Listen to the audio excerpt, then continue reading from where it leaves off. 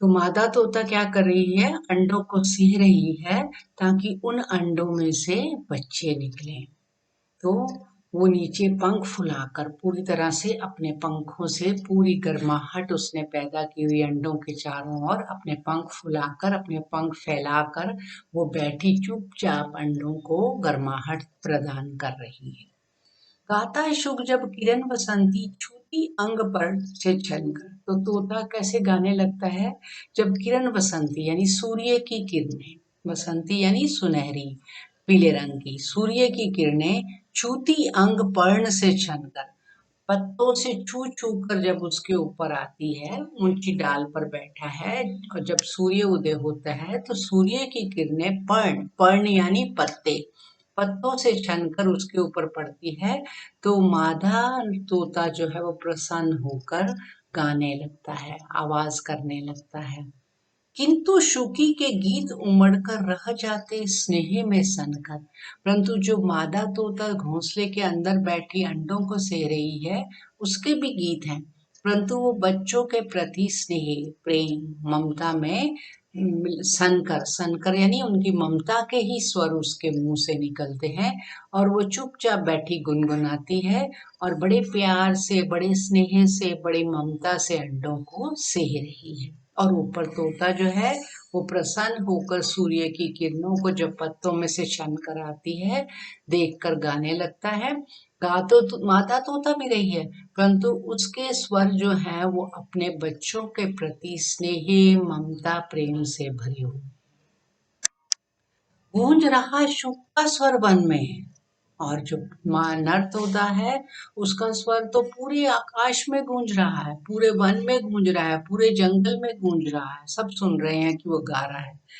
फूला मगन शुकी का पर है, मगर शुकी जो है वो मेहनत के कारण फूला यानी अपने पूरे शरीर को फैलाकर बड़े मेहनत से बच्चों को सेह रही है ताकि उनमें से अंडों को सेह रही है ताकि उनमें से बच्चे निकले। तो वो उसकी आवाज किसी को पता नहीं चल रही, क्योंकि वो तो घोंसले के अंदर बैठी अपने बच्चों के अंडों में से निकलने की राह देख रही है। तो वो और फूला, और वो कठिन श्रम के कारण वो एकदम फूल कर अपने पत्तों, अपने पंखों को बिखरा कर बैठी है। अब कवि के मन में ये प्रश्न आता है कि इन दोनों में से क्या सुंदर है, क्या नरमादा नर तोते का गीत सुंदर है जो पूरे वन को सुनाई दे रहा है, या उस मादा तोता का गीत सुंदर है जो केवल उसके अनजन्मे, जो कि अभी अंडे के अंदर ही है, उसके बच्चों के लिए ही केवल गुनगुनाया जा रहा है। तो व्यक्त भावना सुंदर है या अव्यक्त भावना सुंदर है, तो हम ये कहेंगे कि मादा तोता के स्वर में भी ममता है, प्रेम है, और नर तोता के स्वर में भी अपने बच्चों के आगमन की खुशी है। तो दोनों भावनाएं ही सुंदर है, भले वो व्यक्त हो या न व्यक्त। हम आगे क्या उदाहरण देता है, पहले उदाहरण किसका दिया, नदी और गुलाब। दूसरा उदाहरण नर तोता और मादा तोता, तोता तोती। उसके बाद है, दो प्रेमी है यहाँ, एक जब बड़े सांझ अल्लाह गाता है, पहला स्वर उसकी राधा को घर से यहाँ खींच लाता है। चोरी चोरी खड़ी नीम की छाया में छिपकर सुनती है, हुई न क्यों मैं कड़ी गीत की विधना, यूं मन में गुनती है। वह गाता पर किसी वेग से फूल रहा, इसका अंतर है गीत अगीत कौन सुंदर है। ठीक है, कितना बढ़िया लिखा उन्होंने। दो प्रेमी है यहाँ, दो प्रेमी है यानी प्रेमी है और प्रेमिका है। यहाँ एक जब बड़े सांझ, अल्लाह एक राग का नाम है, राइट, संगीत में अल्लाह राग है। एक प्रेमी जो है वो आता है कहीं किसी पेड़ के नीचे, जैसे भगवान कृष्ण अपनी बंसुरी बजाते थे, ऐसे एक प्रेमी एक पेड़ के नीचे आता है और शाम के समय वो बड़े मधुर स्वर में संगीत का अल्लाह राग गाने लगता है। पहला स्वर उसकी राधा को घर से यहाँ खींच लाता है। जब उसके गाने के स्वर को सुनती है प्रेमिका, तो उसकी आवाज सुनकर, अल्लाह राग की मधुर तान सुनकर प्रेमिका अपने घर से बाहर निकल आती है, वहां पर जहां पर कि वो पेड़ के नीचे वो गीत गा रहा है। घर से यहाँ खींच लाता है, चोरी चोरी खड़ी नीम की छाया में छिपकर सुनती। वो सामने नहीं आती, एक नीम का पेड़ है उसके पीछे खड़ी होकर छुप छुप कर सुनती है कि वो प्रेमी क्या गा रहा है।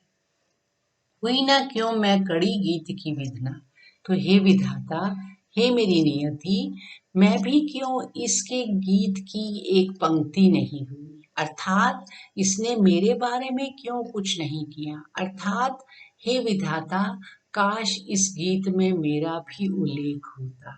ऐसे ही मन में गुनती है, ऐसे ही मन में गुनती यानी कल्पनाएं करती है। तो प्रेमिका चुपचाप खड़ी है, अंदर ही अंदर प्रफुल्लित हो रही है। एक तरफ प्रेमी जो है वो बड़े मस्त स्वर में सांझ के समय पूरे तान के साथ झूम झूम कर संगीत का अल्लाह राग गा रहा है, और एक प्रेमिका है जो नीम के पेड़ के पीछे छुपी हुई है और सोचती है मन ही मन, वो भी प्रफुल्लित हो रही है, मुस्कुरा रही है, प्रसन्न हो रही है और सोच रही है कि हे नियति, हे विधि, काश मैं भी इस गीत की एक पंक्ति होती, यानी मेरा भी इसमें उल्लेख होता। वह गाता यानी प्रेमी गाता, पर किसी वेग से बहुत ऊंचे स्वर में मस्त होकर वो अपना गाना गा रहा है। फूल रहा इसका अंतर है, अंतर यानी हृदय।